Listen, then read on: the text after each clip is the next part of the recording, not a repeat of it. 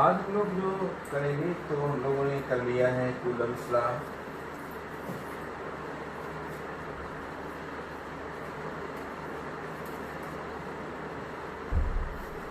If there are 2 point charges kept at a distance r apart, they will apply force on each other and force will be given by 4 pi epsilon q1 into q2 by r square। तो आगे बढ़ने के पहले आज हम ये epsilon पर बात करेंगे और ये क्या है? Permittivity of medium. इसको समझने के लिए एक टर्म और बात किया जाएगा, इस पर आज बात होगी, रिलेटिव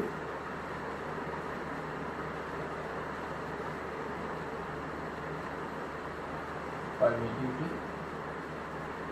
रिलेटिव परमिटिविटी को हम लोग एप्सिलॉन आर से डिनोट करते हैं या के ज्यादा कॉमन है, यहाँ पर कैपिटल के लिए, और इसका नाम भी ज्यादा जो कॉमन है वो है डाई इलेक्ट्रिक कांस्टेंट। ज्यादा कॉमन नाम जो है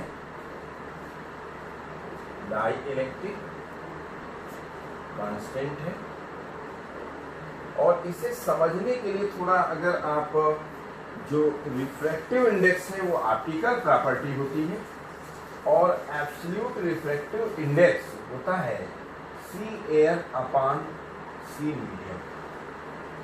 इससे कुछ लेना देना नहीं है, फिर भी हम थोड़ा सा एक एनालॉजी स्टैब्लिश करते हैं कि जिस तरह से वहां पर म्यू है एब्सोल्यूट रिफ्रैक्टिव इंडेक्स, वो टर्म यहाँ रिलेटिव परमिटिविटी है डाइलेक्ट्रिक कांस्टेंट, उससे ऐसे ही कंपेयर करें। तो डाइलेक्ट्रिक कांस्टेंट को पहले हम डिफाइन करें कि dielectric constant of a medium is equal to the ratio of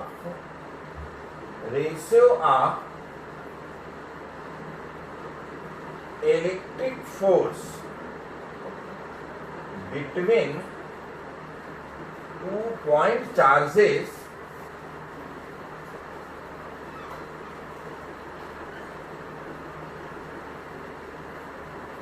क्या?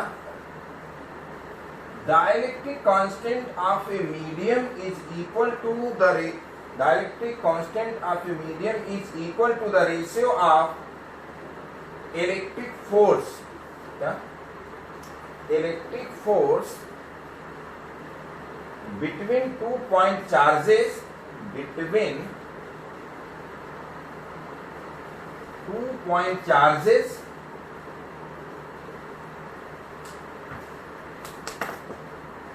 point charges kept at a certain distance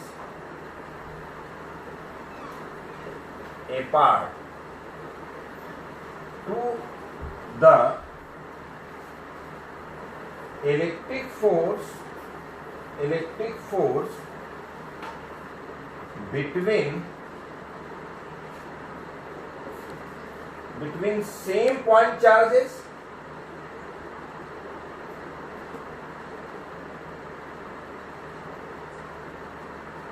kept at same distance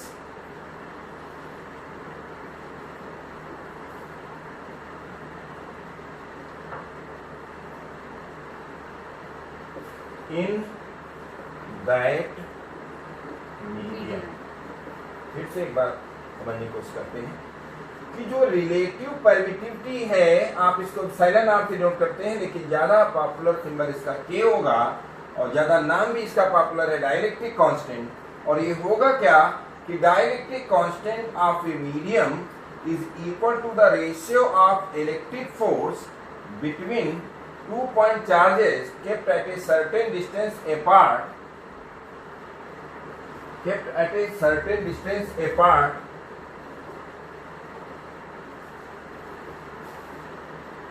in free space, क्या?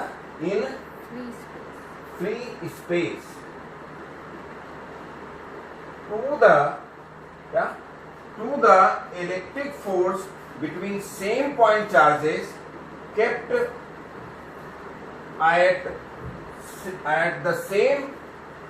at the same distance in that medium. कौन medium? जिस medium का हम डायरेक्ट्रिक constant निकालना चाहते हैं। जिस मीडियम का आप डायरेक्ट्रिक कांस्टेंट निकाल रहे हैं कि dielectric constant of the medium is equal to the ratio of electric force between 2 point charges kept at a certain distance apart in free space to the electric force between same point charges kept at the same distance in that medium. First case में वो कहाँ charges रखे हुए हैं? Air में रखे हुए हैं या एयर या वैक्यूम, और बाद में कहाँ रखे हैं? किसी मीडियम में, उस मीडियम में जिसका हम डायरेक्ट्रिक कांस्टेंट निकाल रहे हैं। तो किसी भी मीडियम का डायरेक्ट्रिक कांस्टेंट बहुत इंपॉर्टेंट है। के जो होता है वो क्या होता है? F air. कंपटीशन में क्वेश्चन इसी पर बनते हैं। डायरेक्ट्रिक कांस्टेंट के ऑफ मीडियम क्या होगा? एफ एयर अपान क्या? F medium. और अगर आपसे कहा जाए कि अगर जिस समय ये एयर में रखा हुआ है तो यहां आप जो फार्मूला अप्लाई करेंगे तो एफ एयर जब लेंगे तो क्या होगा? 1/4πε0 हो जाएगा। और Q1 इंटू Q2 बाई क्या होगा? R square. क्योंकि यहाँ Q1 और Q2 जो चार्जेस हैं कहाँ रखे हुए हैं? अभी मान लेते हैं कि ये फ्री स्पेस में रखें, लेकिन जब ये Q1 और Q2 same charges same distance पे रखे हैं, now they are in a medium. Now the charges are in a medium। पहले क्या है? when charges are in air। Coulomb से हम पहले कर चुके हैं।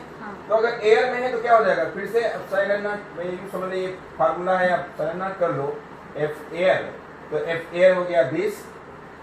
और जब ये now the charges are in medium तो एफ मीडियम जो आएगा वो क्या हो जाएगा? 1/4πε Q1 into Q2 by R. Same charges हैं, सेम डिस्टेंस है, लेकिन वहां क्या थे? फ्री स्पेस में तो एप्सिलॉन नॉट यूज कर लिया गया है, और यहाँ मीडियम में है तो एप्सिलॉन यूज कर लिया गया है। और डायरेक्ट्रिक कांस्टेंट के जो है, डायरेक्ट्रिक कांस्टेंट के की वैल्यू जो है वो क्या है? F air upon F medium है 1/4πε0 Q1 into Q2 by are square. ये क्या हो जाएगा? 1/4πε Q1 into Q2 by are square. तो यहां से के की वैल्यू क्या आ रही है? आप कैलकुलेट करेंगे तो एप्सिलॉन अपान एप्सिलॉन नॉट हो जाएगी। तो इससे एप्सिलॉन जो होगा वो क्या होगा? एप्सिलॉन नॉट के हो जाएगा। यानी कि अगर फ्री स्पेस, एप्सिलॉन नॉट आप जानते हैं कि एप्सिलॉन नॉट जो होता है ये क्या होता है? 8.85 इंटू 10⁻⁻12, और इसकी अगर यूनिट कहें तो coulomb square upon newton metre square हो जाएगा।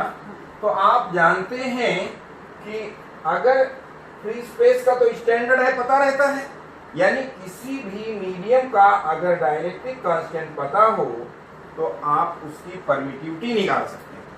क्या परमिटिविटी? तो हमने यूं ही एक कंपेयर कर दिया है, क्योंकि फार्मा थोड़ा सा ऐसा एनालॉजी टाइप में है और बाकी कुछ विशेष है नहीं है उसमें है। हालांकि एप्सिलॉन और म्यू और ये सारी चीज़ें आगे चल के स्पीड ऑफ लाइट ये सब रिलेशंस तो हैं ही हैं जो हम लोग EMF में पढ़ेंगे। तो अभी के लिए क्या ये बात एकदम समझ में आ गई है? अच्छा, अब हम इस पर एक न्यूमेरिकल देंगे, और अगर वो न्यूमेरिकल लगा लेते हैं तो अपने आप काफ़ी कुछ क्लियर हो। ये रिलेटिव परमिटिविटी है, डायरेक्ट्रिक कांस्टेंट है, यानी किसी भी मीडियम का डायरेक्ट्रिक कांस्टेंट पता है। यहाँ से एक बात ये याद रखिएगा कि always electric force between the charges will be more या maximum when the charges are in air, medium में कम ही होगा। तो इसका मतलब ये होगा कि ये वैल्यू क्या होगी, हमेशा ही 1 से ज्यादा होगी। मान लीजिए आप के निकालना चाहते हैं एयर का ही, तो एफ एयर अपान क्या हो जाएगा, अगेन एफ एयर, मीडियम की जगह एयर होगा तो ये 1 होगा। यानी डायरेक्ट्रिक कांस्टेंट फ्री स्पेस का 1 होता है और बाकी किसी भी मीडियम का 1 से ज्यादा ही होगा।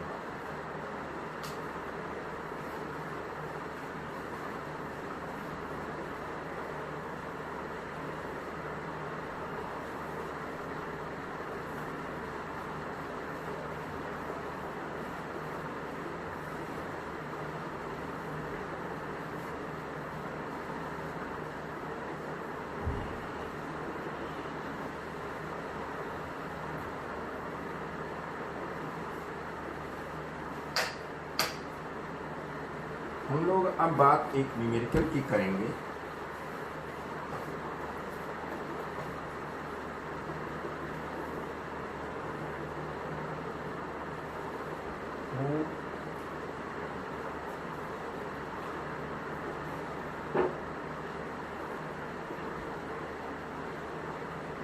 Point charges to pith bars, to equally charged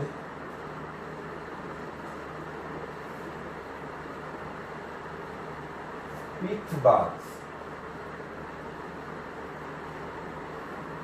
क्या two equally charged pith balls are suspended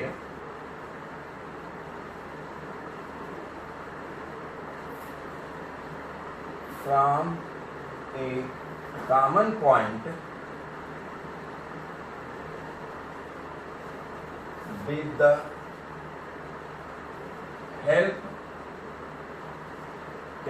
help of two silk threads,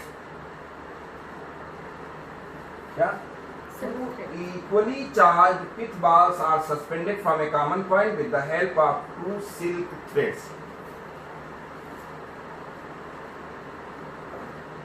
and the angle between the threads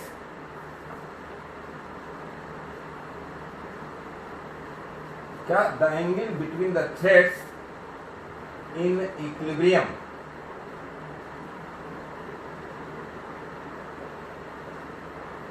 is found to be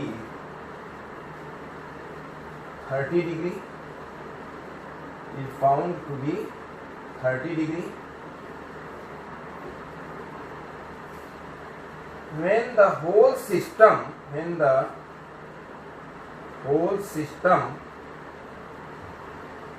is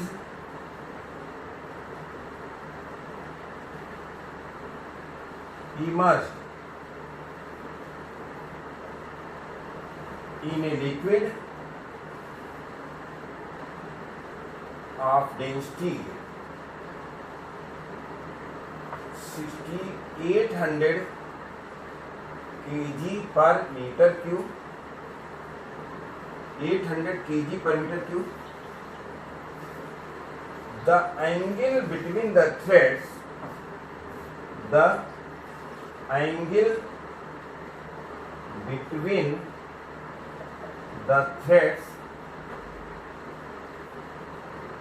is found to be unchanged.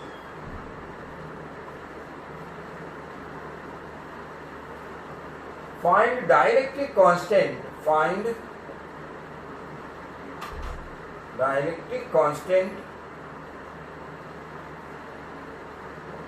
of liquid. Find dielectric constant of liquid if density of material of pith bars is 1600 kg per meter. यहाँ ये जो numerical है, अगर आप ये numerical लेते हैं तो हमारा दावा है कि आप कम से कम 40 to 50 क्वेश्चंस इसी से की हेल्प से निकाल सकते हैं, जो कॉन्सेप्ट इसमें है। और बहुत ही अच्छे तरीके से इसके सोल्यूशन में डायरेक्टली कांस्टेंट आपको समझ में आएगा। पूरी बात समझ कि यहाँ पर कोई पिथ बाल से दो पिथ बाल्स हैं, इक्वली चार्ज है। तो जैसे ही दो स्ट्रिंग से अगर आप इस तरीके से स्ट्रिंग ले लें यहाँ कॉमन पॉइंट से, तो इनमें रिपल्सन होगा। क्या पिथबाल में? तो रिपल्सन की वजह से ये स्ट्रिंग ऐसे आ गए। वो करें इक्विलिब्रियम में इन स्ट्रिंग्स के बीच एंगल क्या है? 30 डिग्री। और ये पहले ये सिस्टम कहाँ है? The whole system is in free space. हाँ, two equally charged pitch balls are suspended from a common point with the help of two silk threads, and the angle between the threads in equilibrium is found to be 30 degree. अभी कुछ नहीं दिया है, कुछ नहीं देंगे तो हम फ्री स्पेस, नहीं तो आप मान के चलिए कि फ्री स्पेस दिया है। और when the whole system is immersed in a liquid of density 800 kg per meter cube, the angle between the threads is found to be unchanged. मतलब जब ये पूरा का पूरा सिस्टम किसी ऐसे लिक्विड में इमर्ज कर दिया गया है, किसी लिक्विड में इमर्ज, सेम पिथ बाल्स है, सेम स्ट्रिंग है, और बाई चांस ये एंगल क्या है? सेम रहता है। ये यूनिट दे रहे हैं। आपको ये निकालना है कि जब ये लिक्विड में पूरा सिस्टम इमर्ज कर दिया गया है,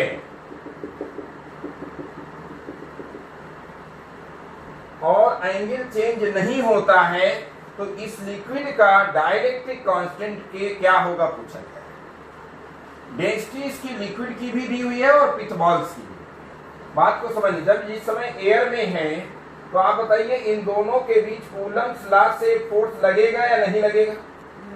और वो क्या होगा? F air. वेट mg तो लगता ही है, यहां पर भी एक्ट करेगा। एंगल अगर ये 30 डिग्री है तो सिमेट्री है तो ये 15 हो जाएगा, और आप यहाँ पर टेंशन T होगा, यहाँ पर T होगा, और ये एंगल 15 आ जाएगा, अल्टरनेट एंगल। तो ये कंपोनेंट होगा T cos 15, और ये कंपोनेंट क्या होगा? T sin 15। ऐसे ही यहाँ क्या होगा? T, ये एंगल 15 होगा तो T cos 15, और यहाँ क्या होगा? T sin 15। इस समय इक्विलिब्रियम है, इक्विलिब्रियम उन्होंने खुद दिया हुआ है, और अगर इक्विलिब्रियम है तो आप समझ सकते हैं कि what will be the value of T sin 15 F air, what will be the value of T cos 15 mg। और अगर डिवाइड कर दें तो आप tan 15 की वैल्यू क्या होगी? F air upon mg। ये फर्स्ट इक्वेशन आ गई। हमने क्या किया? ये जो है हॉरिजॉन्टल फोर्सेस को इक्वेट किया है, तो यहां पर ये tan 15 F air upon mg आ जाए। यहां अगर कंसीडर किया जाए, जब ये लिक्विड में इमर्ज कर दिया गया है तो मास तो बॉडी का चेंज होता नहीं। यहां पर वो कह रहे हैं कि एंगल चेंज हुआ नहीं है, दिया हुआ है।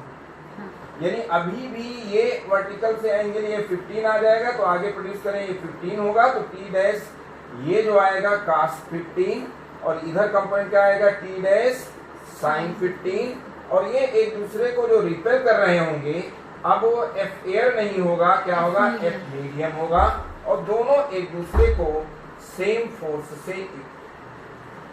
अब आप याद करिए कि इसमें लिक्विड में होने की वजह से कौन एक फोर्स है जो और होना चाहिए? किसी भी बॉडी को जब लिक्विड में हम इमर्ज करते हैं तो हमेशा बॉयंट फोर्स लगता है, अपथ्रस्ट लगता है, और वो if a body, our body's principle है, if a body is partially or fully immersed in a liquid, it experiences a force which is known as buoyant force in the upward direction, and whose magnitude will be equal to the weight of liquid displaced.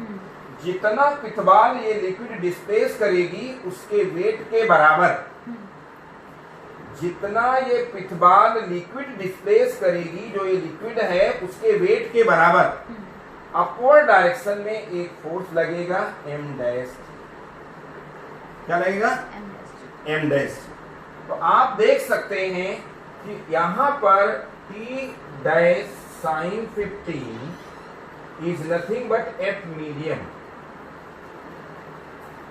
और t dash cos 15 plus क्या m dash g, ये किसके बराबर हो जाएगा? mg के।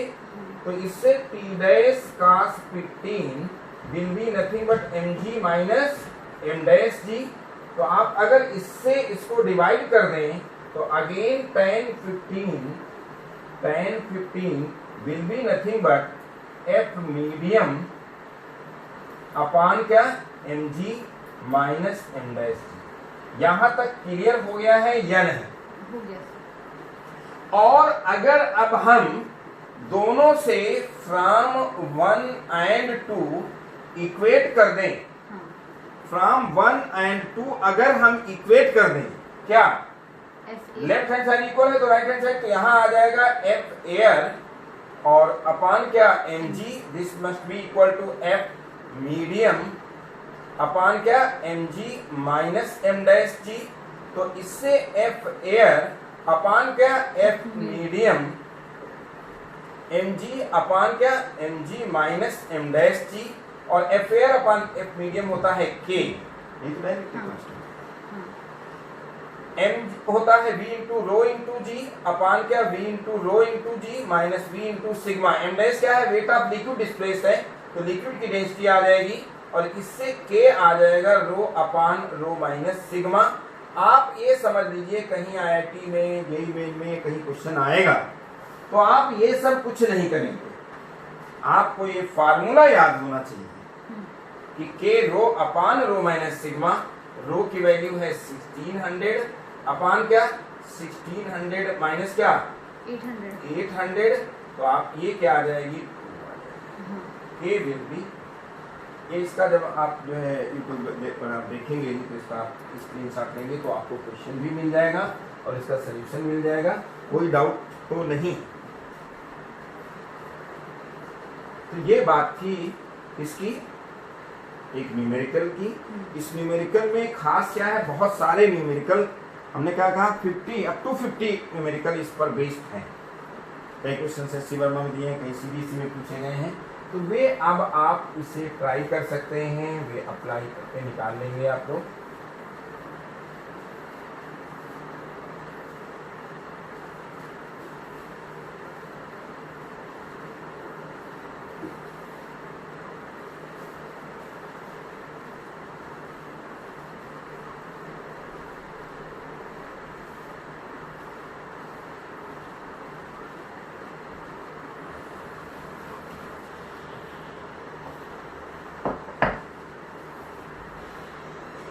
हम लोग अब अगर बात करें कि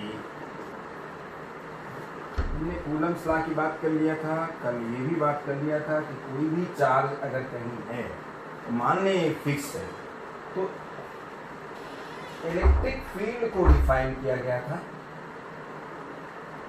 और इलेक्ट्रिक फील्ड क्या थी? Space around a charge in which it can attract और repel another charge. Electric field क्या थी? Space around a charge in which it can attract और रिपेल अनदर चार्ज। इसके बाद जो टर्म है वो क्या है? Electric field intensity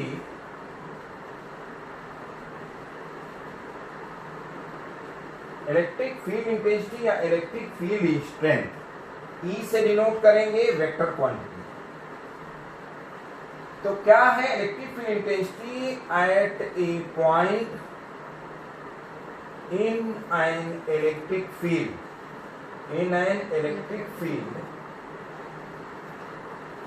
is equal to the space around it in which it can attract electric field intensity at a point in an electric field is equal to, space नहीं होगा, is equal to क्या, electric field intensity at a point in an electric field is equal to the electric force, क्या, the electric force experienced by unit charge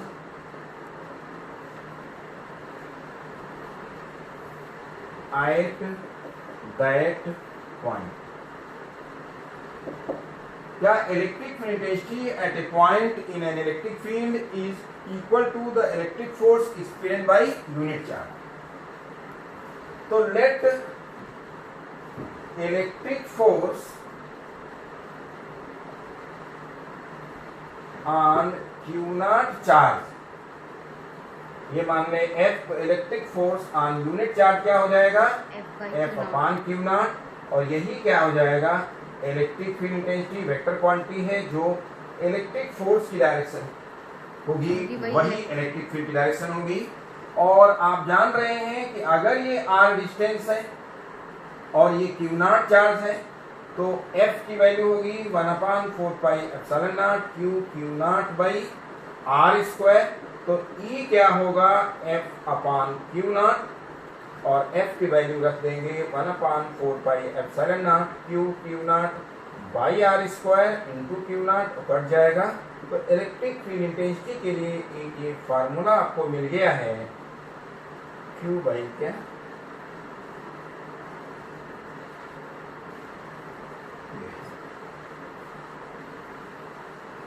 हम लोग अब बात करेंगे electric lines of force. अब जो बातचीत होगी क्या, electric lines of force.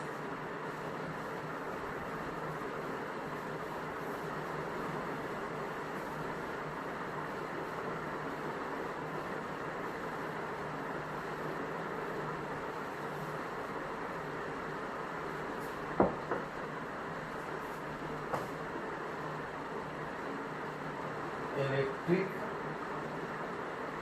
Lines of force.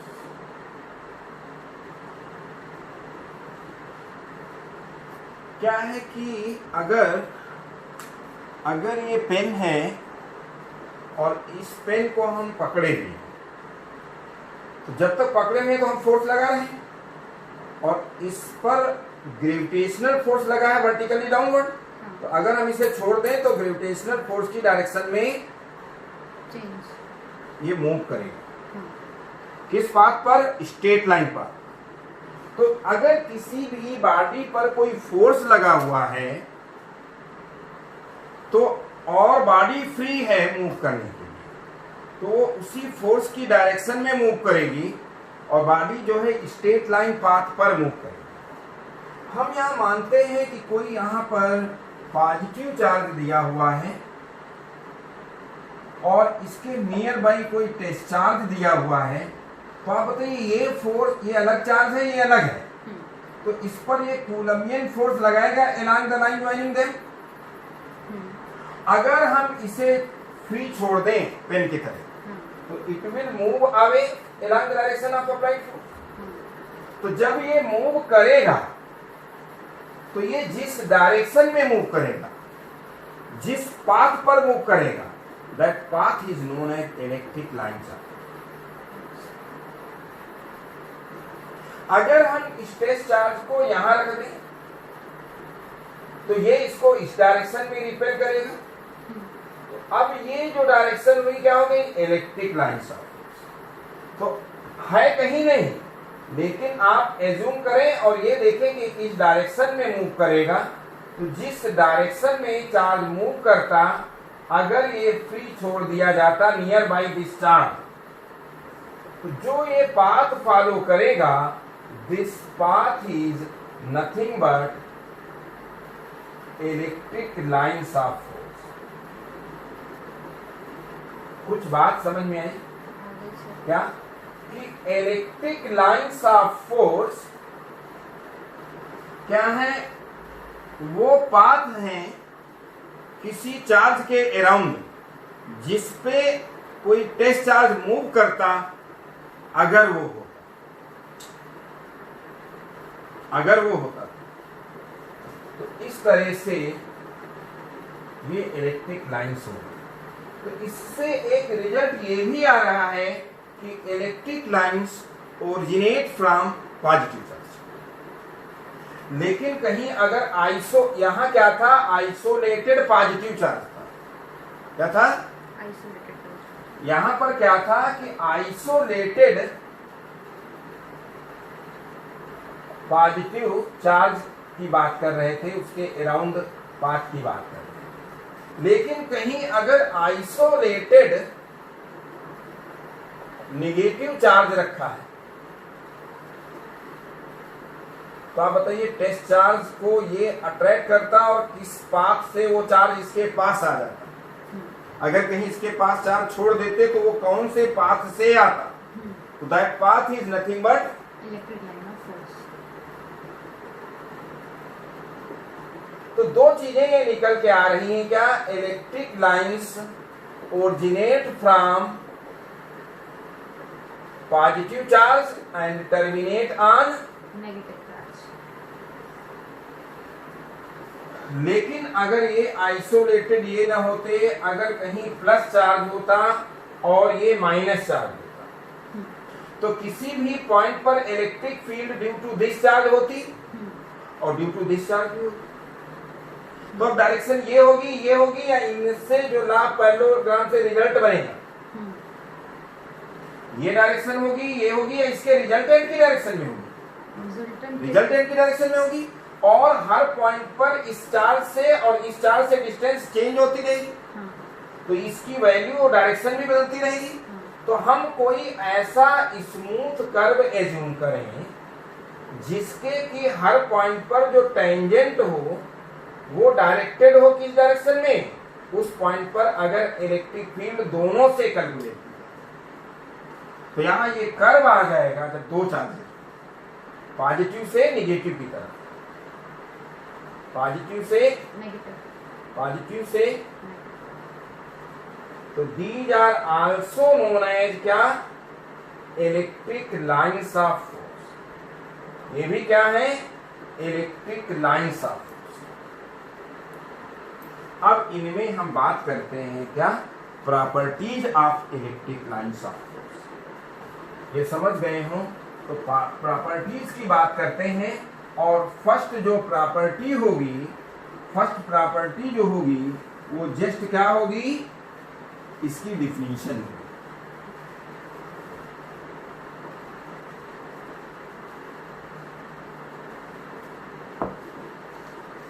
तो इलेक्ट्रिक लाइंस ऑफ फोर्स हम अब क्या हेडिंग डाल देते हैं? Properties of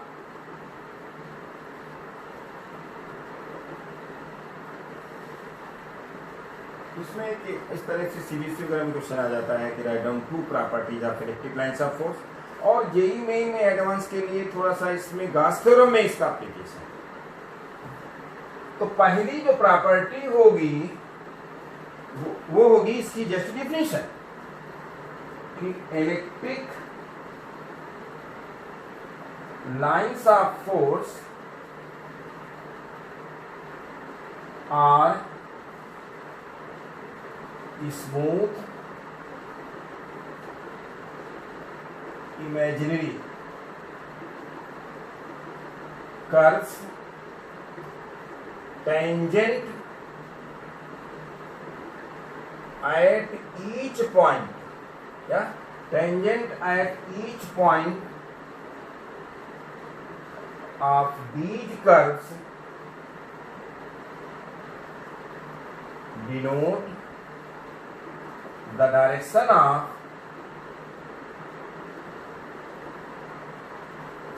electric field at that point. क्या? Electric lines of force are smooth imaginary curves tangent at each point of these curves denote the direction of electric field at that point. और second point ये है क्या कि electric lines of force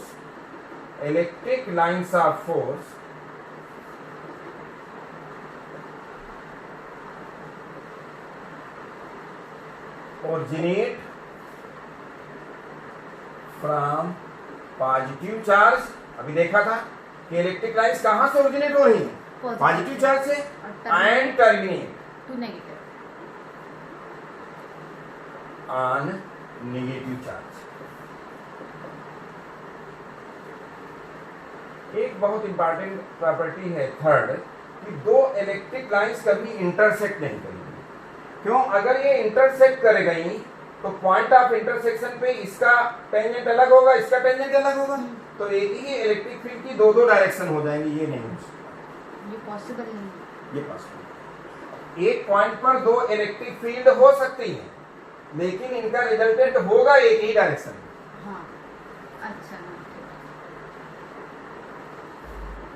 तो और यहाँ ये नेट है तो नेट दो नहीं हो सकते, रिजल्टेंट एक ही होगा। तो यहाँ अगला जो पॉइंट है क्या, two electric lines of force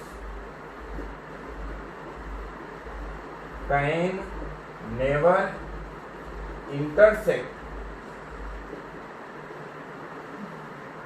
each other. क्या? हाँ, Two electric lines of force can never intersect each other because if they do so, then there will be two tangents at the point of intersection।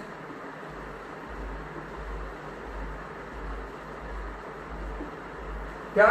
Two electric lines of force can never intersect each other because if they do so, then there will be two tangents at the point of intersection. Therefore,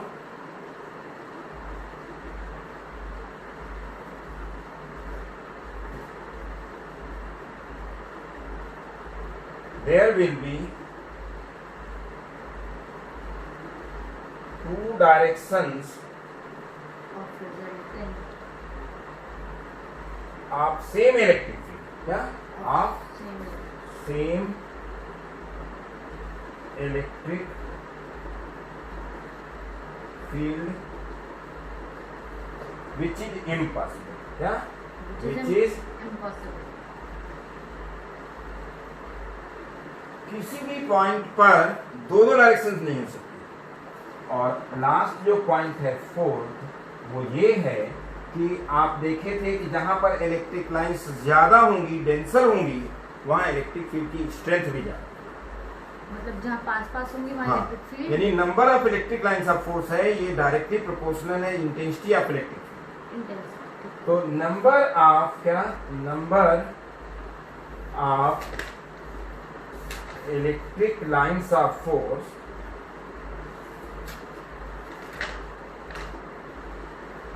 is directly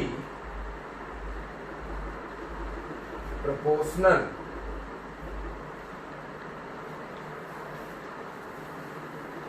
to the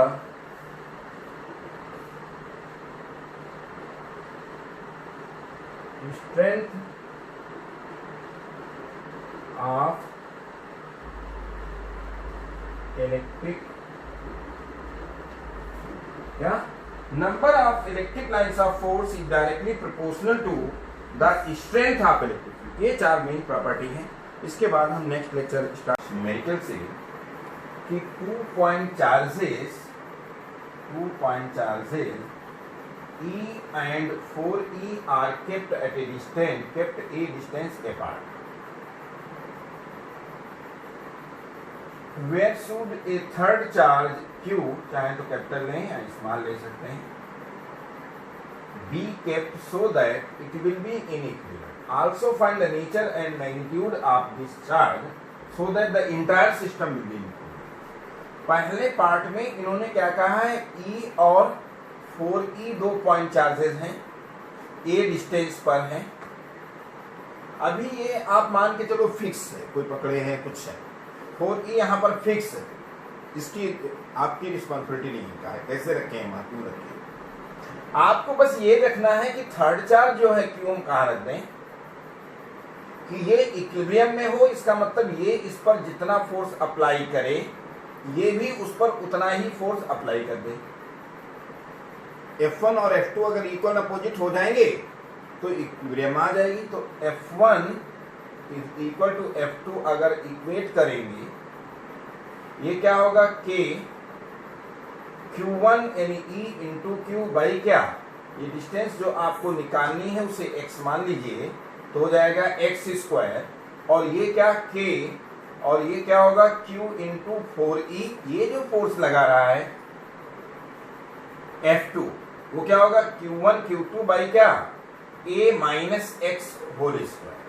तो आप देख सकते हैं Q E Q cut जाएगा, सारा कुछ E भी cut जाएगा, A minus x whole square upon x square.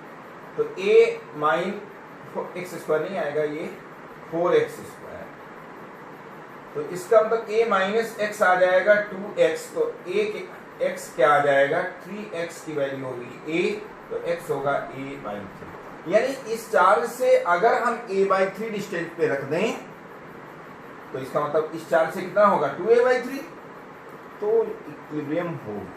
यहाँ अभी ये नहीं डिस्कस किया गया है कि ये Q प्लस हो या माइनस हो. मान लीजिए अगर ये प्लस है तो एरो जिस डायरेक्शन में हमने बनाया है ये रिपेल करेगा और ये इधर रिपेल करेगा. लेकिन अगर ये माइनस Q चार्ज होगा तो उस केस में ये अट्रैक्ट करेगा, तो ये F2 उस साइड में आ जाएगा, F1 इस साइड में आएगा. कंडीशन यही होगी, X वही आएगा. तो this charge small q will be in equilibrium whether it is positive or negative when it is kept at a distance a by 3 from this 2a by 3 from this. अब उन्होंने next condition क्या कहा है कि find the nature and magnitude of the charge. Nature मतलब कि ये q plus होना चाहिए या माइनस. अभी क्या है कि आप ये प्लस होगा तो ये रिपेल कर देगा, वो उधर रिपेल करेगा, दोनों इक्वल कर देंगे, x a by 3 आ जाएगा. अगर ये माइनस q होगा तो ये अट्रैक्ट करेगा और ये इधर अट्रैक्ट करेगा, यानी F1 इस तरफ होगा, F2 इस तरफ होगा, दोनों इक्वल अपोजिट कर देंगे, तो यही है. अब हमें किसकी देखना है कि 4E और E भी इक्विलिब्रियम में है, इनकी भी इक्विलिब्रियम हो, इसके लिए मतलब इंटायर सिस्टम भी इन इक्विलिब्रियम. तो उसके लिए हमें अब 4E की इक्विलिब्रियम भी देखनी है और E की भी देखनी है. कंडीशन और वैल्यू वही आएगी, ये अप्लाई करके आपको Q की न्यूमेरिकल वैल्यू निकालना है. तो एक तो चीज की है नेचर क्या होना चाहिए, पहले तो नेचर देखने क्या होना चाहिए. अगर ये प्लस लोगे और 4E की इक्विलिब्रियम देखोगे तो 4E इक्विलिब्रियम में किसी भी तरह से नहीं रह सकता. क्यों? क्योंकि Q ये प्लस अगर है तो इसको रिपेल करेगा, E रिपेल करेगा, यानी ये मूव कर जाएगा. मूव अभी क्योंकि नेट फोर्स एक ही डायरेक्शन में आ रहा है. लेकिन अगर ये माइनस Q हो तो ये अट्रैक्ट करेगा और ये क्या करेगा, रिपेल करेगा. अगर ये F1 डैश और F2 डैश इक्वल हो जाएं, F1 dash F2 dash equal हो जाएं, ये तभी होगा जब ये निगेटिव होगा. तो what should be the nature of the this charge Q so that entire system will be in equilibrium, कि Q मस्ट बी निगेटिव. और कितनी वैल्यू होना चाहिए इसके लिए, 4E अगर इक्विलिब्रियम में है तो क्या कंडीशन आएगी कि अब आएगा कि F1 dash must be equal to क्या, F2 डैश. F1 डैश क्या होगा, F1 डैश मतलब ये E जो इस पर रिपल्सिव फोर्स लगा रहा है, तो K इंटू क्या Q1E इंटू क्या 4E अपान A स्क्वायर, क्योंकि इस चार्ज से इसकी डिस्टेंस क्या है A। लेकिन अगर Q से देखें तो ये कितना होगा, A बाई एक्स की वैल्यू A बाई 3 आई थी, तो ये क्या आएगा 2A बाई 3 आएगा। तो इस ये Q जो अट्रैक्टिव फोर्स लगा रहा है F2 डैश, वो क्या होगा K, यहाँ साइन लिखने की जरूरत नहीं, साइन लिखे तो यहाँ इस तरफ लिख दें और माइनस साइन लगा के जीरो कर दें नेट फोर्स, और ये माइनस उधर जाएगा तो प्लस हो जाएगा। इक्वेट कर रहे हैं डायरेक्ट इक्वेट कर दीजिए, क्या होगा Q इंटू क्या अगेन क्या 4E, यहाँ पर ये 4E था, 4E था। पहले हम इसका F1 डैश निकाल रहे हैं कि फोर्स अप्लाइड बाय E, तो Q1 is E, Q2 is 4E, और ये Q कितना अट्रैक्टिव फोर्स लगाएगा Q इंटू 4E अपान क्या 2A बाई 3 का होल स्क्वायर, K कट जाएगा, E एक कट जाएगा, Q हमें निकालना है। तो यहां से कंडीशन आएगी क्या E अपान क्या A स्क्वायर, 4 भी कट जाएगा, और यहां से कंडीशन क्या है 3 क्या 9 आ जाएगा, बाई क्या होगा 4 होगा, अगेन क्या E स्क्वायर इंटू क्या Q। तो इससे आप देख सकते हैं A स्क्वायर, तो Q की वैल्यू क्या आई 4E बाई 9। याद रखिएगा ये मैग्नीट्यूड है, सिर्फ न्यूमेरिकल वैल्यू। अगर साइन के साथ देखें what amount of the charge should be there so that the entire system must be in minus 4E। Result तो आ गया है। अब चाहो तो वेरीफाई करो कि अब आप इस 4E का इस पर फोर्स निकालो और इस Q का निकालो, यहाँ फिर इक्वेट करो, कंडीशन सेम आएगी, वैल्यू यही आएगी। तो ये कंडीशन थी कि किस तरीके से ए इक्विलिब्रियम में होंगे। समझ में आ गया या कोई डाउट है? तो अब हम बात करने जा रहे हैं, सिर्फ आज जो टॉपिक करेंगे वो होगा electric dipole.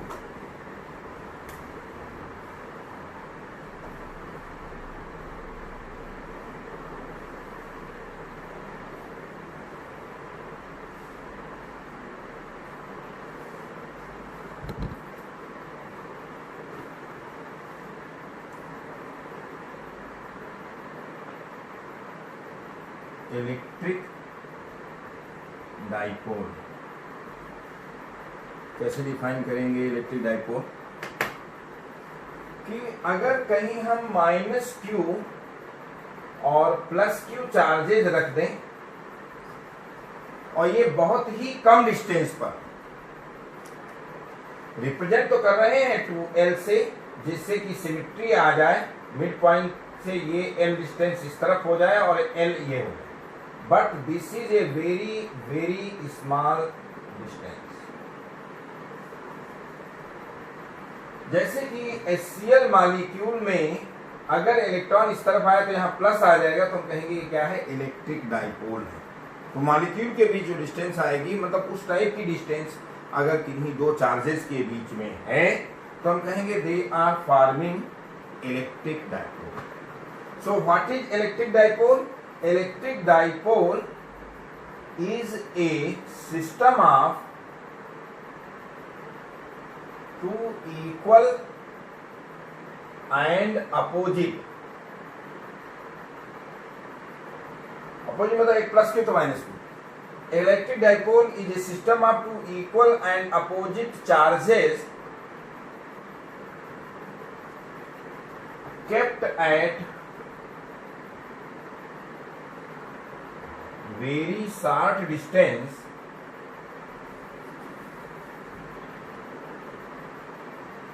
from each other। क्या? Electric dipole is a system of two equal and opposite charges kept at very short distance from each other।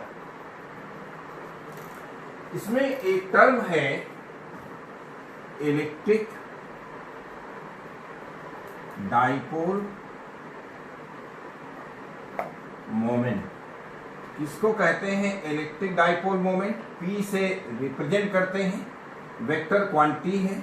Minus Q से प्लस Q की तरफ ये जो एरो बनेगा कभी इलेक्ट्रिक डाइपोल को अगर -q + q ना लिखें, सिर्फ ये एरो से रिप्रेजेंट कर दें p से, this also denotes the electric dipole. ये अंडरस्टूड होगा कि जहां से एरो स्टार्ट हो रहा है उसके उस तरफ -q चार्ज है, इस तरफ +q चार्ज है।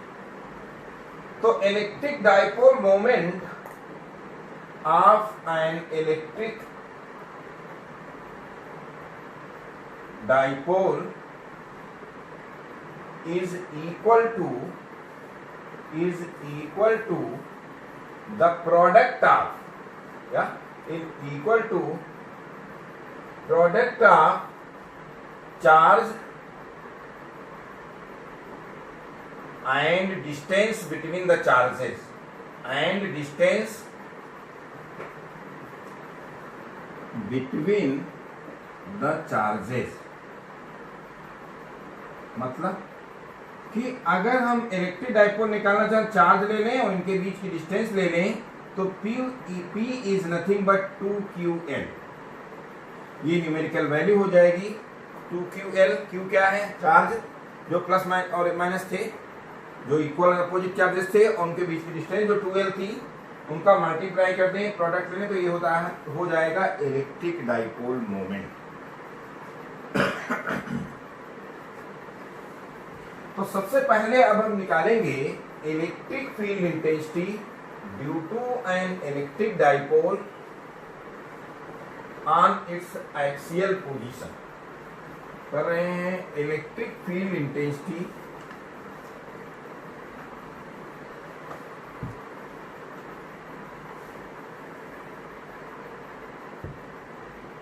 Electric field intensity due to an electric dipole on its at a point which is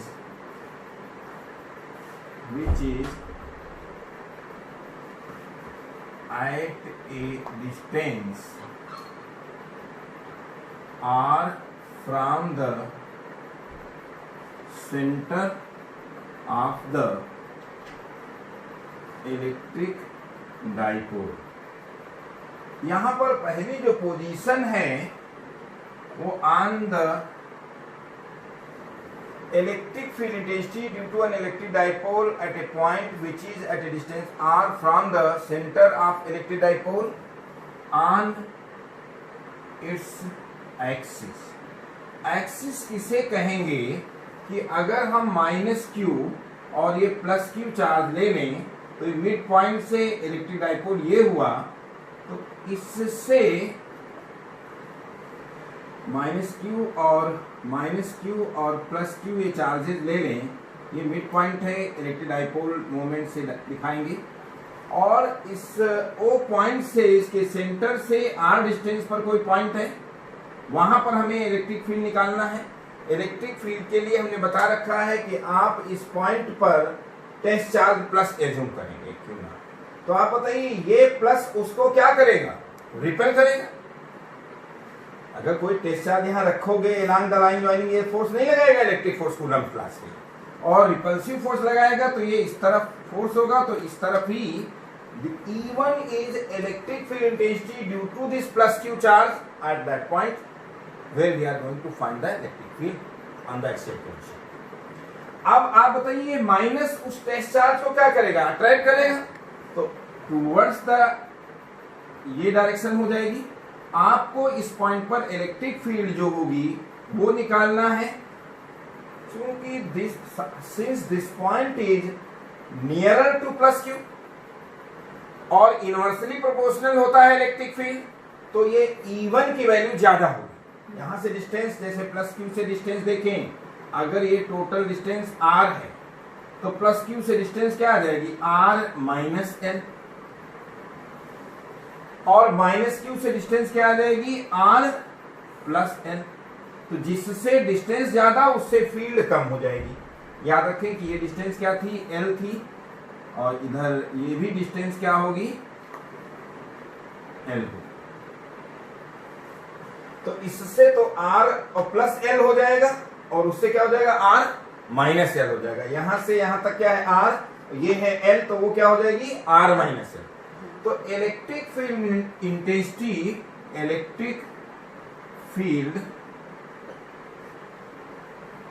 intensity due to plus Q charge E1 बोलिए क्या होगा K Q by R minus L whole square. K का मतलब 1/4 और electric field intensity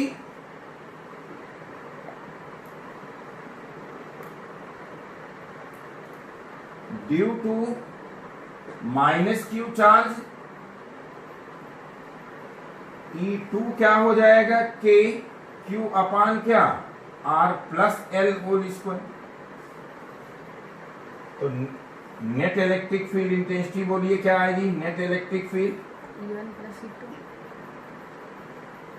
E1 plus E2 होता अगर दोनों की सेम डायरेक्शन होती। यहाँ वेक्टर एडिशन होता है सुपरपोजिशन ऑफ इलेक्ट्रिक फील्ड, जब एक से ज्यादा इलेक्ट्रिक फील्ड होंगी। तो चूंकि यहाँ पर एंगल कितना है 180, और जब 180 होता है दो वेक्टर्स A और B के बीच में, तो R होता है A माइनस B या B माइनस। तो यहाँ पर electric field, net electric field जो आएगी E आ जाएगा क्या E1 माइनस E2। E1 है K Q by R minus L whole square, minus क्या होगा K Q by R plus L whole square.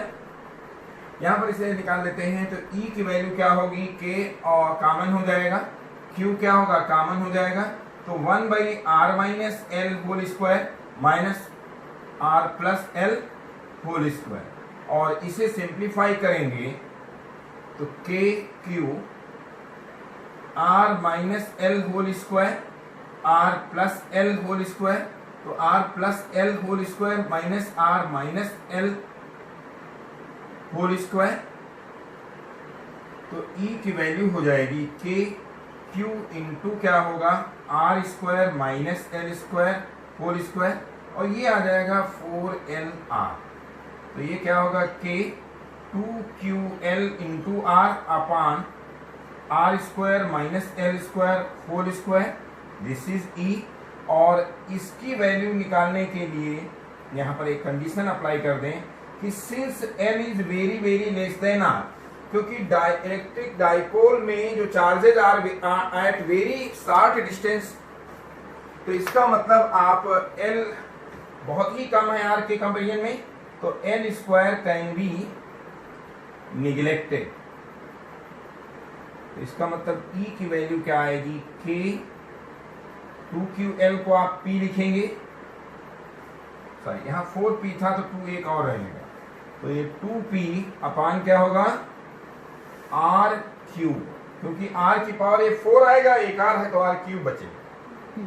तो जो इलेक्ट्रिक फील्ड का फॉर्मूला मेन जो आएगा वो E की वैल्यू क्या आ जाएगी, E will be equal to 1/4 pi epsilon 2P upon R cube. This is the expression for electric field due to an electric dipole on its axial position. हम लोग करेंगे electric field intensity due to an electric dipole at a point which is at a distance r from the center of electric dipole when point is on its equatorial line, point is on its equatorial line. तो जब ये equatorial line पर होगा तब देखिए कैसे expression आएगा और क्या आता है।